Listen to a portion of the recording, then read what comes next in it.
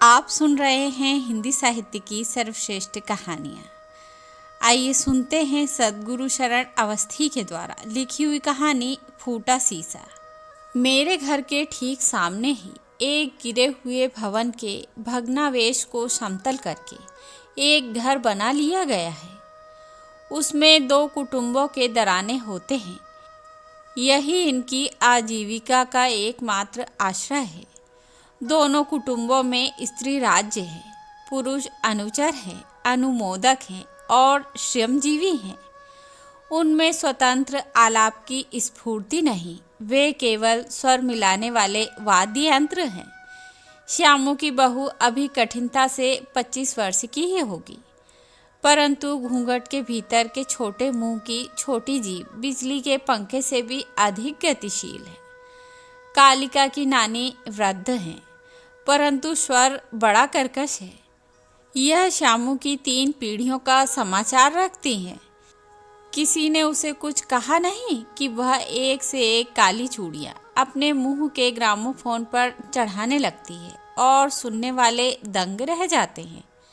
जाति में ये दोनों कुटुंब तेली थे। पक्की ईंटों की एक पंक्ति, 2 दरानों की सीमा थी। तीसरे चौथे दिन सूत रखकर यह सीधी की जाती थी, परंतु वह अधिकतर खिसककर कालिका की नानी का हिस्सा छोटा बना देती थी। बहुत बार झगड़ा इस जड़ सीमा की चेतन गति के कारण हुआ करता था। शंभुआ की बहू ने पहले तो सड़क की ओर वाला भाग पसंद किया, परंतु जब उसमें गायें घुसकर अरहर खा जाने लगीं तो उसने इस बात पर लड़ना आरंभ किया कि उसे पीछे का भाग मिलना चाहिए। दूसरा कुटुंब इस पर बिल्कुल तैयार न था। कालिका की नानी वैसे तो गाय हाँकने के लिए उठती ही न थी, परंतु यदि कोई देखने वाला समझ पड़ गया तो इस प्रकार धीरे धीरे हट हट करती हुई उठती, जिससे लोग उसकी सहानुभूति देख भी लें और गाय अरहर खाकर स्वतः चली जाए। कभी कभी मन के शत्रु भाव और दिखावटी सहानुभूति के बीच में पड़े हुए उसके वृद्ध शरीर की विचित्र दशा देखने में आती थी। बड़े छप्पर की आधी फूस गिर जाने से बांस की नसें उभर आई थीं। इसके नीचे लेटकर शंभुआ की बहू अपने मोटे काले बच्चे को दूध पिलाती थी और तारों की ओर टकटकी लगाकर देखा करती थी। वायु के झोंके चंद्र और चंद्रिका तो कभी कभी भीतर आते ही थे, परंतु जेठ की लपटें और घाम की ऐंठन दिन भर छप्पर के नीचे दिखाई देती थी। पानी बरसता था तो शंभुआ की बहू तो किराए में ली हुई पास वाली कोठरी में चली जाती थी, परंतु कालिका की नानी को बड़ा कष्ट होता था। शंभुआ की बहू हंसती, वह अपनी अरहर को देखकर मुस्कुराती। कालिका की नानी ने कई बार सोचा कि वह उस स्थान को छोड़ दे जिससे शंभुआ की बहू को सुख मिले, परंतु ना वह स्वयं ऐसा कर सकती थी और न शंभुआ की बहू वह चाहती थी। उससे लड़ने में उसे सुख था, उस पर बकने और उसे बकाने में वह प्रसन्न होती थी। शंभुआ का काला लड़का ब्रह्मा कालिका की नानी से बहुत हिला था। वह भी इसको खिलाया करती और इसी के लिए घर छोड़ने में संकोच करती थी। यह बालक ही दोनों के लिए ऐसा अवलंबन था जिस पर शंभुआ की बहू और कालिका की नानी दोनों अपने अपने प्रेम वस्त्र टांगती थी। दोनों के मिलाव का यही एक केंद्र बिंदु था। शंभुआ की बहू गाली देती और लड़ती, कालिका की नानी कोसती और अपशब्द कहती। कालिका की नानी भी उसका उत्तर उसी तीव्रता से देती। अंचल पसार शंभुआ और ब्रह्मा की मृत्यु को मांगती, परंतु सबके नेत्र बचाकर झट ब्रह्मा को गोद ले लेती और चूमकर गुड़ खिलाने लगती। एक बार झगड़ा इस बात पर बढ़ा कि निकलने के मार्ग पर कौन झाड़ू दिया करे। इसका निर्णय कुछ भी ना हो सका। कुछ दिनों तक किसी ने बुहारी ना दी और वह स्थान बहुत गंदा पड़ा रहा। पुरुषों ने मिलकर यह निश्चय किया कि 7-7 दिन की पारी बांध दी जाए, परंतु दिनों की कमी बढ़ती निरंतर हो जाया करती थी और कालिका की नानी उंगलियों पर उंगलियां पटक कर मोहल्ले भर को अपने पारी वाले दिन को गिनाया करती। झगड़े की शांति का कोई उपाय निश्चित न हुआ। शंभुआ की बहू ने मार्ग के अपने आधे भाग में सकही और उसके पति रघुवर को रख लिया। इनके पास किराया देने का कोई सुबीता न था। इन्होंने शंभुआ के भाग की सकरी गली में ही बांस तान लिए और उन पर टाट लपेट दिया। बर्तनों के नाम पर मिट्टी के पात्र और वस्त्रों के नाम पर मैली फटी हुई धोतियाँ, गुदड़ियों और चीथड़ों के ढेर थे। रघुवर की संपत्ति में लोहे का सूजा और पाव भर सुतली के लच्छे थे। सकही के कोष में कुमकुम की डिबिया और फूटा शीशा था। इस नए योग से शंभुआ की बहू कलह में बलवत्तर हो गई। सकही झगड़े में शंभुआ की बहू से भी आगे थी। वह अपने आश्रयदाता की सहायता करना अपना धर्म समझती थी।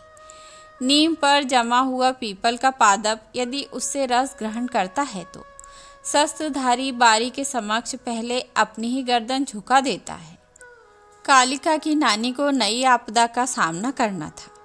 उसकी जिह्वा की गति में, मुंह की भावभंगी में, हाथों के फैलाव में दूनी गति बढ़ गई। मुंह से फिचकुर बहुत शीघ्र निकलने लगता था। नोचे हुए केशों का ढेर भी अधिक बढ़ जाता था, परंतु झगड़ा ना मिटता। सकही का पति रघुवर वैसा ही निष्क्रिय था जैसे कि घर के और पुरुष। सकही का दूसरा नाम झुरही भी था। खड़े हुए बांसों में फटे टाट के भीतर से झुरही का रंग ढंग मैंने बहुधा अपने कमरे से देखा था। वह प्रातःकाल ही उठ जाती और बिना अन्य किसी कार्य में प्रवृत्त हुए अपनी टीन की डिबिया में तर्जनी डुबोकर कुमकुम का एक बिंदु दोनों भौं के बीच में अंकित कर लेती थी। इस कार्य में उसी डिब्बी के ढकने में चिपके हुए एक तिकोनीय शीशे का उसे सहयोग लेना पड़ता था। झुरही गोरी थी, ऐसी जैसी भद्र घर की गोरी महिलाएं होती हैं। चरस पीने का उसे बड़ा व्यसन था। इसी के कारण वह तबाह थी। शरीर सूखकर कांटा हो रहा था।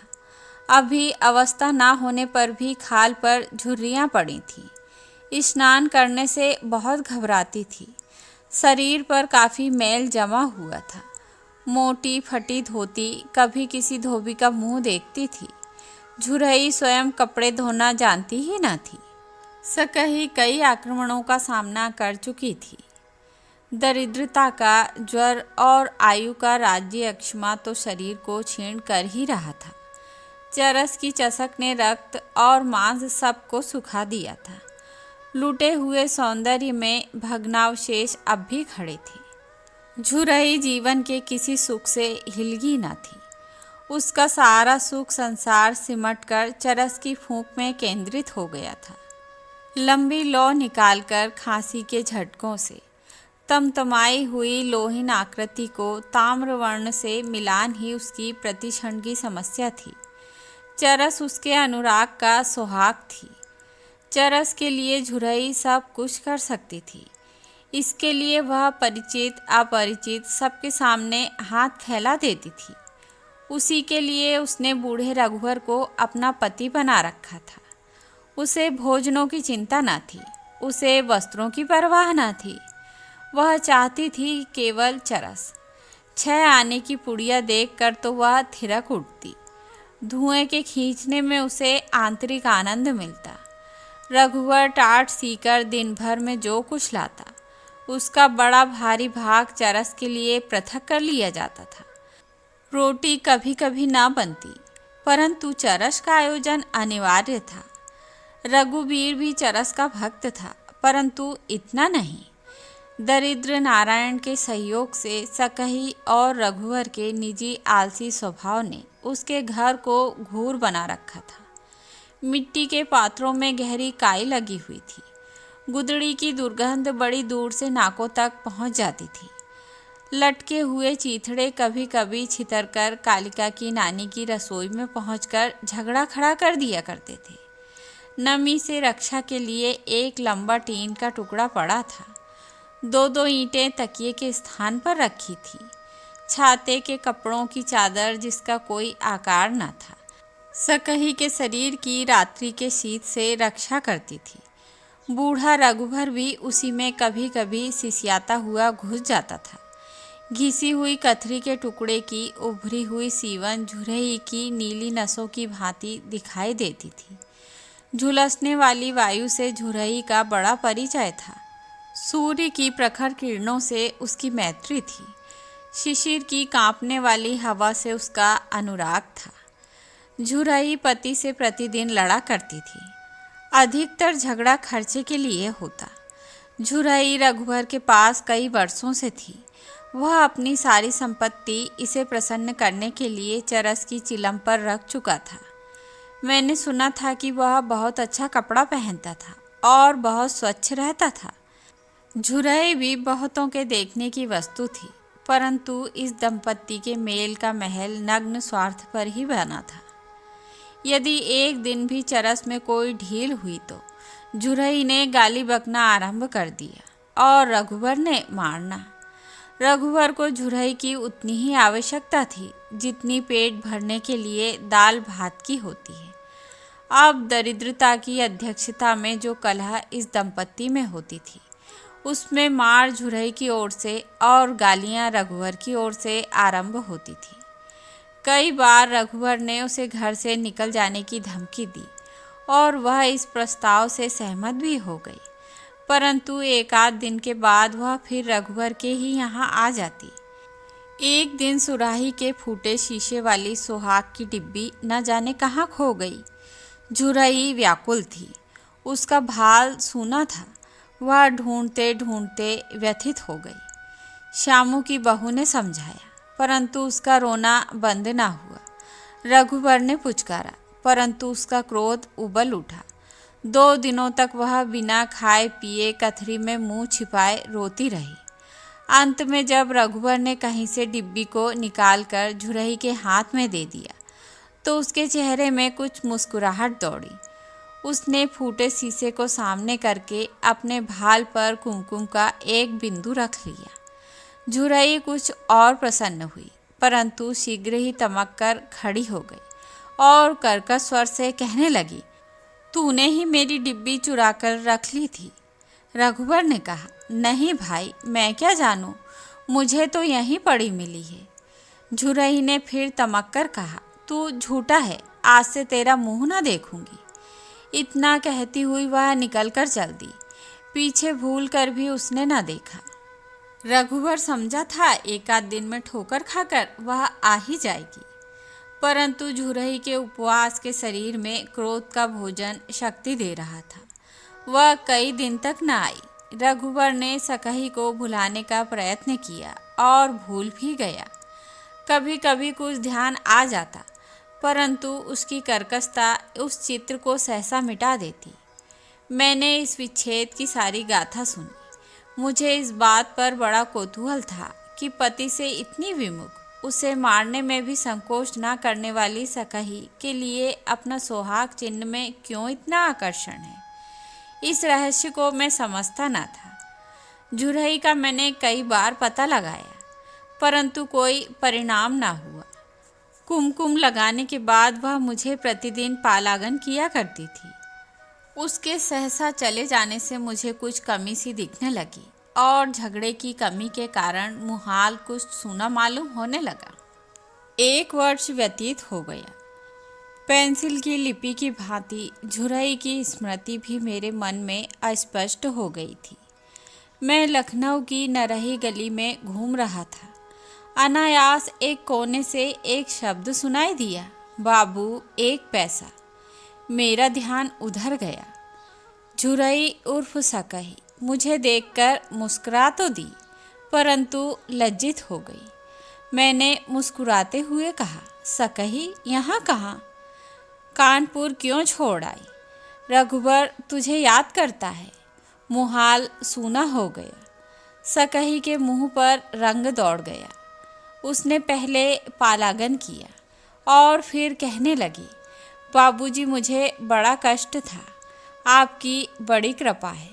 मुझे और किसी की परवाह नहीं। सकही के भाल पर कुमकुम दमक रहा था। मुझे उस पर बड़ी दया आई। मैंने उसे 1 रुपया निकालकर दे दिया। सकही ने उसे आग्रहपूर्वक वापस कर दिया और केवल 1 आना लेकर कृतकृत्य हो गई। मैंने थोड़ा हंसकर कहा, सकही यह तो बता कि तू चरस आप पीती है ना? सकही ने दांत निकालकर थोड़ा मुस्कुराते हुए कहा, बाबूजी वह कैसे छूट सकती है, वह तो मरने पर ही छूटेगी। मैं हंस दिया। मैंने कहा, सकही कानपुर चलोगी? वह कुछ न बोली। मैं चलने ही को था कि अचानक कौतूहलवश एक प्रश्न मेरे मन में उदित हुआ जो बहुत दिनों से मुझे विकल कर रहा था। मैंने पूछा, सकही यह तो बतला कि तू रघुवर से तो प्रेम नहीं करती, परंतु कुमकुम से तेरा इतना स्नेह क्यों है? तेरा फूटा शीशा कहाँ है? बाबू यह ना पूछो। फूटा शीशा और कुमकुम मेरे पास अब भी है, उससे किसी का कोई संबंध नहीं। इतना कहते कहते उसके मन में उन्माद दौड़ गया। वह तिलमिला सी गई। बाबू अब मैं जाती हूँ। इतना कहकर उत्तर की प्रतीक्षा किए बिना ही बड़े वेग से हजरतगंज की ओर भागती हुई चली गई। मैं खड़ा ही रह गया। यह मेरा अपमान न था। फूटे शीशे और कुमकुम के नाम से ही उसे कोई ऐसी गहरी ठेस का स्मरण हुआ कि सारी सजग परिस्थितियां विचार बवंडर में पड़कर किसी अज्ञात प्रदेश में लीन हो गई। इस उन्माद के परिचय से मुझ में एक नए कौतूहल की सृष्टि हुई। कानपुर लौटकर मैंने सकही का जीवन वृतांत विस्तार पूर्वक जानने का बहुत प्रयत्न किया, परंतु कोई विशेष जानकारी प्राप्त न हो सकी। रघुवर भी कुछ न बता सका। वह केवल उसे बुरा भला कहता रहा। उसमें सकही का समाचार सुनकर तनिक भी उत्कंठा जागृत न हुई। प्रत्युत ऐसा प्रतीत होता था कि वह इस बात से भयभीत है कि कहीं सकही कानपुर न आ जाए। सारा संसार संतुष्ट है और सारा संसार असंतुष्ट। प्रत्येक प्राणी को इस खिचड़ी का भाग मिलता है, कहीं दाल अधिक, कहीं भात अधिक। मेरे भाग में असंतोष अधिक है। इस असंतोष में सकही के इतिहास का कौतूहल बड़ा महत्व रखता था। मैंने उसके पूर्व जीवन के संबंध में बड़ी खोज की, परंतु बहुत दिनों तक कोई सफलता न हुई। एक दिन सरकार की ओर से जनसंख्या की गणना हो रही थी। बेकार व्यक्तियों का एक समुदाय गणों के पीछे घूम रहा था। रघुवर के घर में किसी ने सकही का भी नाम लिखा दिया था। सकही के पिता का नाम अधीन तेली लिखा था। जब निरीक्षण के दिन सकही का कोई पता न लगा तो गणको और श्यामू की बहू में कुछ हकरा तुकारी होने लगी। कालिका की नानी भी कुछ बड़बड़ा रही थी। मैंने ऊपर से यह विवाद सुना। मेरे बीच में पड़ने से मामला शांत हो गया। मुझे एक नए तत्व का पता लगा कि झुरही अधीन की लड़की है। अधीन तेली मोहल्ले का एक प्रसिद्ध रईस था। उसके पास लोग 2 लाख संपत्ति का अनुमान करते थे। अपनी जाति के मदार वृक्षों में वह एरण्य द्रुम था। उसने न जाने कितने तेलियों का मांस मंदिरा छुड़ाकर उन्हें कंठी पहनवा दी। मदार और सैयद बाबा की मनौती के स्थान पर महावीर और बजरंगबली की अर्चना आरंभ हो गई। तेलियाने भर में अधीन की बड़ी धाक थी। वह बड़ा उदार था, बड़ा पटु था। बड़े बड़े लोगों से उसका मेल था। उसकी मृत्यु को अभी 2 वर्ष भी ना हुए थे। उसका वृद्ध सेवक रजना मेरे यहाँ बहुधा आया जाया करता था। इस बार रजना आया तो मैंने झुरही का हाल पूछा। बाबूजी आपको नहीं मालूम क्या? रजना ने कहा, बेचारी को दुख ही मिला। मैंने फिर उत्सुकता से कहा, भाई मुझे पूरा हाल बतलाओ। वह बोला, नृत्य में सुनना बाबूजी, मैं अभी 1 घंटे में आऊँगा। मैं बड़ी अधीरता से रजना की राह देखता था। झुरही के संबंध में न जाने कितने काल्पनिक चित्र मेरी आंखों के सामने नाचने लगे। उसकी फटी धोती, उसका कुमकुम, उसका फूटा शीशा, उसका हाथ फैलाकर नरहई में भिक्षा मांगना। युवावस्था के उसके रूप और लावण्य की भी कल्पना मूर्तिमान हुई। सुंदर साड़ी में झिलमिलाती हुई ज्योति भी मेरी आंखों में भासित होने लगी। इतने में रजना आ गया। कहो बाबू, बैठे हो? हाँ भाई सुनाओ, बड़ी अधीरता है। रजना टाट पर बैठ गया। तमाकू पर 2 हाथ फटाफट मारकर रजना ने कथा आरंभ की। लगभग 1 घंटे में उसने सारी कथा समाप्त कर दी। मेरे चित्त में विचित्र कुतूहल था, सहानुभूति थी, करुणा थी और झुरही के लिए असीम अनुकंपा थी। 3 दिनों के पश्चात मुझे लखनऊ जाने का अवसर फिर मिला। मैंने झुरही का बहुत अन्वेषण किया, परंतु कोई निश्चित पता न लगा। एक दिन तांगे पर गणेशगंज जा रहा था। एक पतली औरत दौड़ती हुई दिखाई दी। कई बालक उसके पीछे थे। मैंने सकही को पहचान लिया और बुलाया। वह रुकी और कुछ बड़बड़ाती हुई बैठ गई। मुझे वह बिल्कुल न पहचान सकी। उसके विचार विधान के तंतु किसी विशेष झटके से उलझ गए थे। वह बीच सड़क पर बैठ गई। धीरे से संदूक की डिबिया निकाली। फूटा शीशा लेकर तर्जनी से एक बिंदु अपनी 2 मोटी मोटी भौं के बीच में रखा और झट से डिबिया छिपाकर भागी। मैंने तांगे को छोड़ दिया और झुरही के पीछे चल दिया। थोड़ी देर में वह एक अत्यंत प्राचीन विशाल महल के गिरे हुए एक कोठे में घुस गई। वह किसी धनी का, किसी समय का विशाल प्रसाद था, जो चमगादड़ों और कपोतों के लिए रिक्त कर दिया गया था। इस लैला मंजिल में कई भिक्षुक रहते थे। टूटे फूटे प्रसादों को बड़े लोग कलंक समझकर जब परित्याग कर देते हैं, तो कंगालों के भाग्य खुलते हैं। धनिक का बालक जितनी ही अधिक संख्या में अपनी पाठ्य पुस्तकें पुरानी करता है, उतना ही दरिद्र विद्यार्थियों को लाभ होता है। बड़ी देर तक मैं बाहर खड़ा रहा। झुरही निकली नहीं। मैं उसकी कोठरी में घुसा। एक कोने में बैठी वह कुछ बड़बड़ा रही थी। निकट ही रोटियों के बासी टुकड़े पड़े थे। मैंने कई बार झुरही झुरही कहा। उसने मुझे देखा और नेत्र नीचे कर लिए। फिर बड़बड़ाने लगी। वह जो कुछ बक रही थी वह न कोई भाषा थी और न बोली। मैं समझ गया कि झुरही मुझे पहचान नहीं सकी। उसकी विक्षिप्तता सीमा तक पहुंच गई है। कुछ दुखी, कुछ शोकार्त होकर मैं वहां से चल दिया।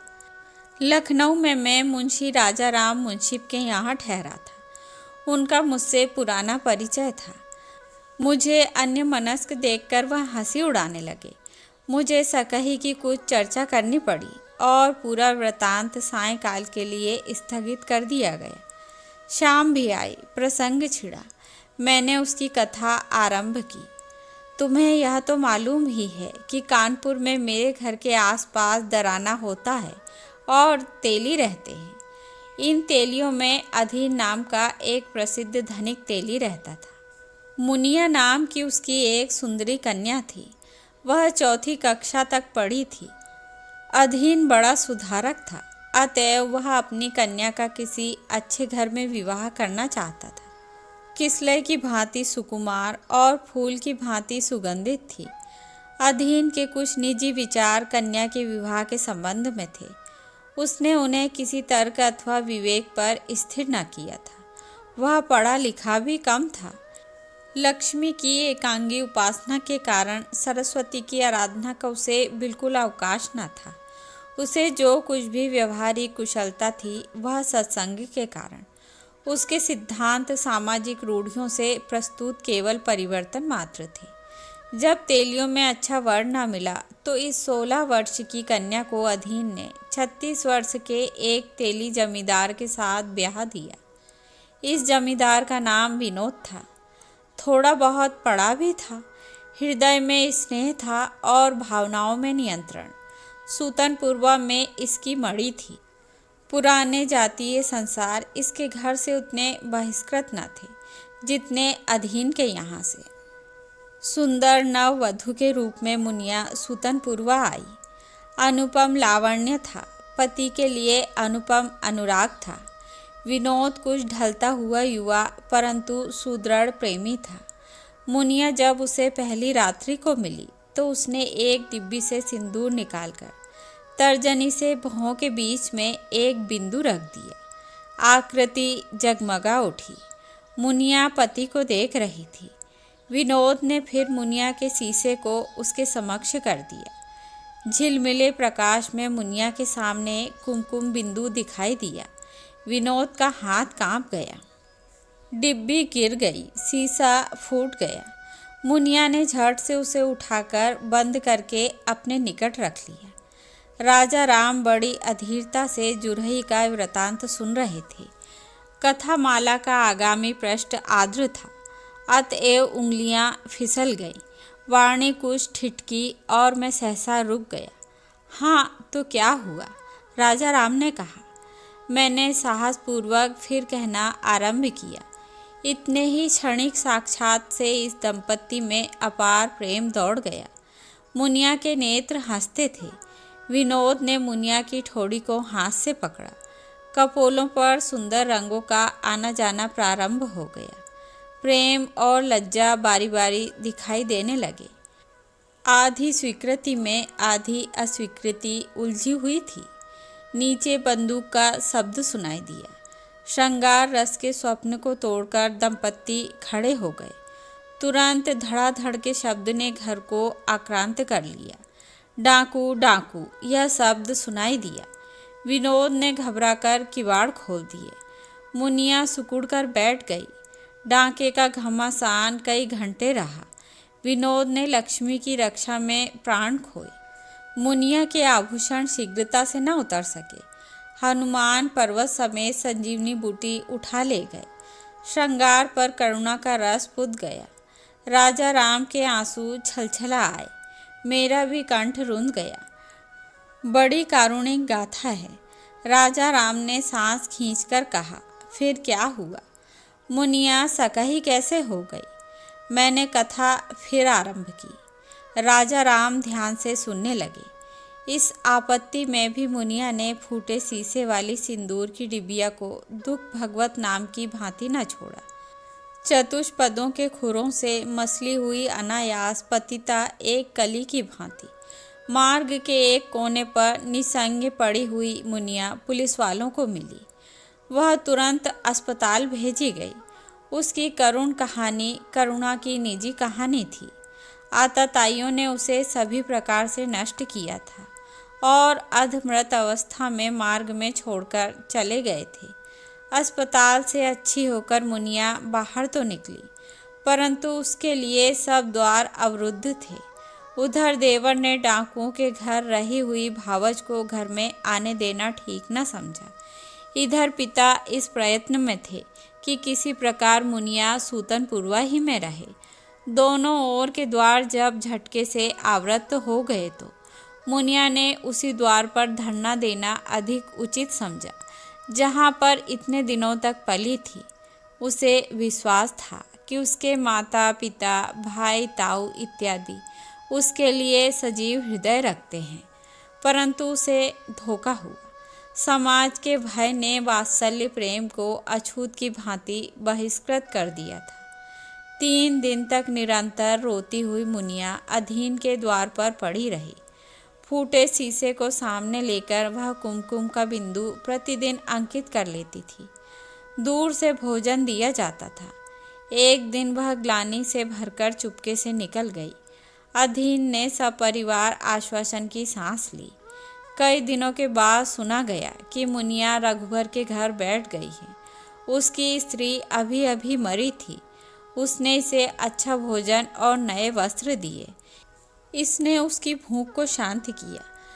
रघुवर के बहुत से दुर्गुणों में चरस को मुनिया ने अपनाया और मुनिया के अवगुणों में गंदगी को रघुवर ने अंगीकार किया।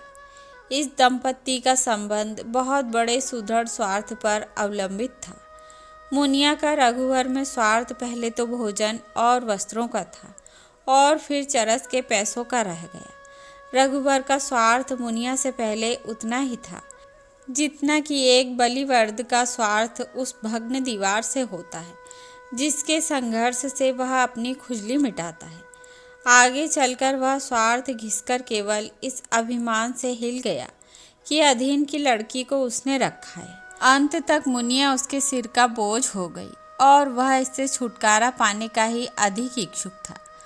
मुनिया चरस पीते पीते पीली पड़ गई, सूख कर कांटा हो गई, उसे दम आने लगी। इसी से उसका नाम सकही और झुरही पड़ गया। वह इस नाम से तनिक भी क्रुद्ध न होती थी। रघुबर के घर में टाट की कोठरी के भीतर वह कभी कुमकुम का बिंदु लगाना न भूली। वह नहाती न थी, पर फूटे शीशे को हाथ में लेकर सेंदूर अवश्य लगा लेती थी। एक दिन लड़कर वह कानपुर से भाग आई। उस बार जब मैं लखनऊ आया था तो उसने मुझे पालागन किया था। अब की बार वह नितांत विक्षिप्त हो गई है, मुझे पहचानी नहीं। अब भी वह सेंदूर का टीका फूटे शीशे के सहारे लगाना नहीं भूली है।